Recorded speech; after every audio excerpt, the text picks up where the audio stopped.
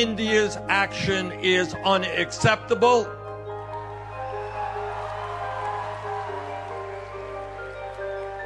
The communications blockade must be lifted immediately, and the United States government must speak out boldly in support of international humanitarian law and in support